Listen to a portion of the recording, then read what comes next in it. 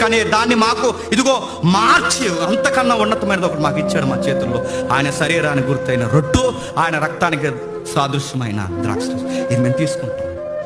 రొట్టెను రొట్టెగా కాదు, ఆ రొట్టె ముక్కను మేము తెస్తున్నప్పుడు మా సాక్షాత్తు మా మధ్యలో జ్ఞాపకం వస్తుంది.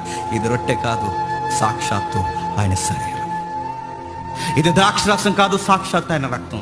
నీకు రొట్టెగా కనబడితే ఎవరు ఈ వారం రొట్టె చేసింది చప్పగా ఉందా అన్నాడు. చంపేయాలి మిమ్మల్ని అందరినీ కదా. ద్రాక్షరసం తాగినప్పుడు నీళ్ళు ఎక్కువయ్యేలా ఉందంటే నీళ్ళు ఎక్కువ కాదు, బలుపు ఎక్కువైంది. నీకు బలుపు, నీళ్ళు ఎక్కువైంది, ఉప్పు తక్కువైంది కాదురా అయ్యా. ఇది మన యొక్క పితరులు మనకిచ్చిన ఆజ్ఞ. మన పితరులు మనకు నేర్పించిన ఒక గొప్ప గొప్ప సహవాసంలో ఒక జ్ఞాపకం ఆయన చెప్తున్నాడు. జ్ఞాపకం చేసుకోండి. ఎప్పుడు జ్ఞాపకం చేసుకోవాలి? మీరు కూడినప్పుడల్లా ఆయన్ని జ్ఞాపకం. అందుకే